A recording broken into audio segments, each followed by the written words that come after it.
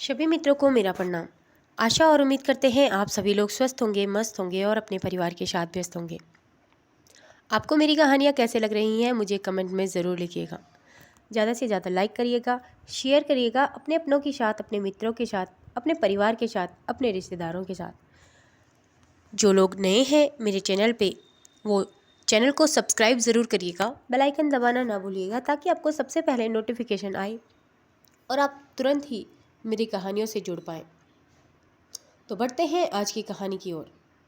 एक बार एक जंगल में दो मुंह वाला एक पक्षी रहा करता था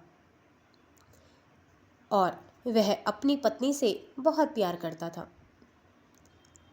उसकी पत्नी उससे बहुत प्यार करती थी। एक दिन उसे एक अमृत वाला फल मिल जाता है। अब उसके दो मुंह थे और पेट एक ही था, तो वह सोचता है कि मैं एक मुंह से, जो अच्छा वाला मुंह होता है, वह सोचता है कि मैं इस आधे फल इसको आधा कर दूं और आधा अपनी पत्नी को दे दूं और आधा फल मैं खा लूं। वह ऐसा ही करता है और जब वह उस फल को आधा काट रहा होता है तो दूसरा जो विपरीत दिशा में मुंह था वह कहता है, भाई आधा मुझे डाल दे, मेरे मुंह में भी आधा डाल दे। तभी वह कहता है कि भाई हम दोनों का तो पेट एक ही है, परंतु अगर आधा मेरी यानी कि हमारी पत्नी को मिल जाएगा तो वह भी अमर हो जाएगी और हमारे साथ साथ वह भी इस अमृत के फल को चख पाएगी। और वह उसे मना कर देता है।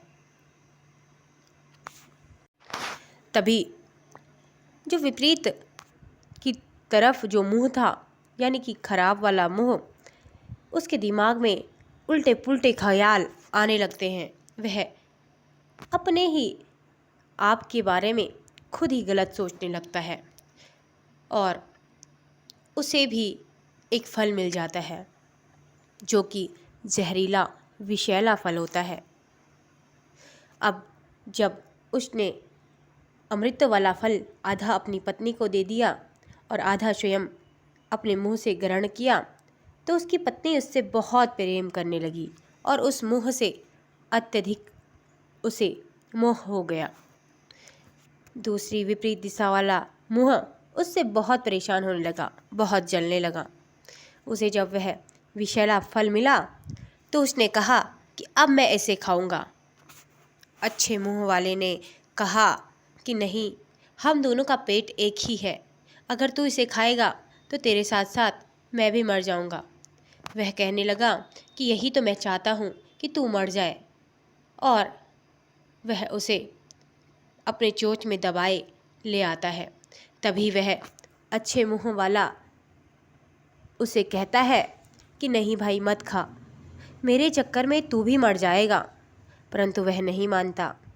वह कहता है कि अब तो मैं यह आधा अपनी पत्नी को भी दूंगा जिसके कारण वह मर जाएगी, और वह आधा फल अपनी पत्नी को भी दे देता है और आधा अपने आप ग्रहण कर लेता है। जैसे ही वह खराब मुंह वाला उस फल को खाता है वह तुरंत ही मर जाता है और वह अपनी पत्नी को भी वह फल देकर मार डालता है।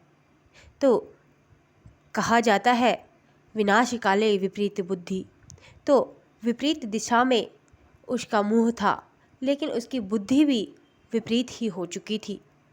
उसने ये नहीं सोचा कि मैं इसके नुकसान के चक्कर में अपना ही नुकसान करने लगा हूँ।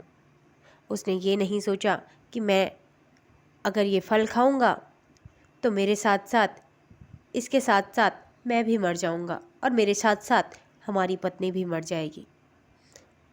तो आपको ये कहानी कैसे लगी और आपको इस कहानी से और क्या क्या सीख मिली मुझे कमेंट में ज़रूर लिखिएगा। मैं मिलती हूँ आपको एक नई कहानी में, तब तक के लिए आप सभी को मेरा प्रणाम।